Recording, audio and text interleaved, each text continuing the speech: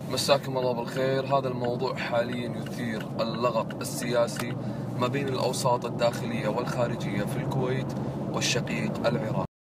أقول الشقيق لأنه جارح وجريح.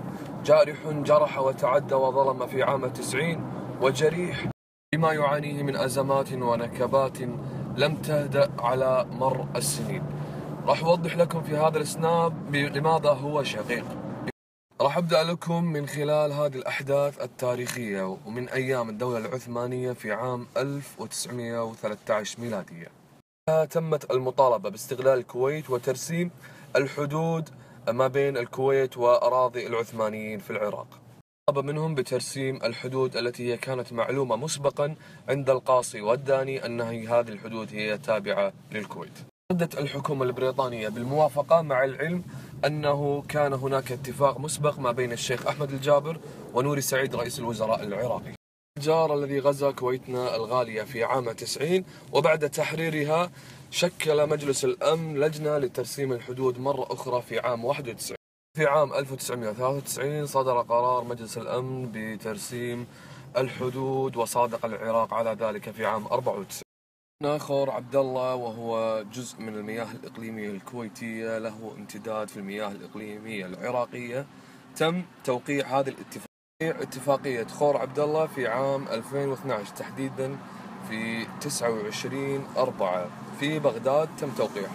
بالنسبة للجانب الكويتي فتم توقيع هذه الاتفاقية من باب تنظيم العمل الملاحي أو الحركة الملاحية في المياه الإقليمية الكويتية والعراقية. أما في الجانب العراقي فالحكومة والبرلمان العراقي وافقوا على توقيع هذه الاتفاقية. يعني توقيع هذه الاتفاقية فعليا الكويت ما هي مستفيدة منه إلا فقط لتنظيم العمل الملاحي، لأنه معروف بالأصالة عملية تسليم الخور من العراق للكويت أو من الكويت للعراق، لكن هو فقط لتنظيم العمل الملاحي. لاحظنا أن في الآونة الأخيرة هناك بعض الأصوات العراقية أو الغير العراقية التي تبحث عن جنازة تشبع فيها لطم وتستنكر وتحشد الموقف العراقي، فهي لا تمثل لا الموقف الحكومي ولا الموقف الشعبي للعراق. المشكلة الآن هنا تكمن في الأصوات التي تنادي باسم صدام والكويت إلنا ما ننطيها. لم يستفيدوا، هم أسوأ الناس اللي ما تعلموا من المحن والأزمات التي هي سببها الداخل والخارج، والداخل أدهى من الخارج.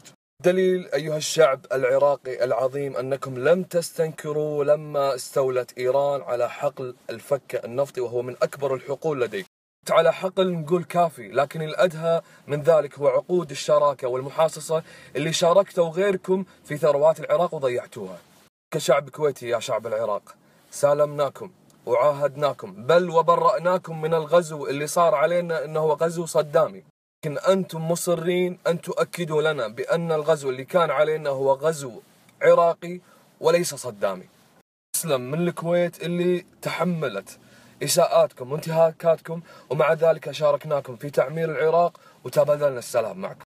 اقسم بالله العظيم اني اعلم ان اغلب الشعب العراقي غير راضي عن هذه الاساءات الموجهه للكويت، بالاضافه انه يعلم خور عبد الله الذي سيتم انشاء فيه اكبر ميناء في الخليج راح يعود بالنفع للعراق والكويت كذلك. كلامي اقسم بالله العظيم ان الكويت واهلها ارحم على العراق من بعضكم. قالوا عراقي يعرفونه وبالغيره يسمونه، وطن يابو الحضاره، منو مثلك ينسى جاره، منو مثلك ينسى جاره. صدق متأزمة أخباره بس ما يرد خطاره. كنت أبي أبين في هذا السناب الحقيقة التاريخية لخور عبد الله ورسم الحدود. أتمنى أني وفقت في سرد الأحداث وتوصيل الفكرة والمعلومات. أعتقد أن هذه الأيام هي أيام وناسة وفرح وعيد على الكويت، تتزامن مع عيد الوطني للكويت وعيد تحرير الكويت 26 فبراير من الغزو الصدامي في عام 90. وشكرا.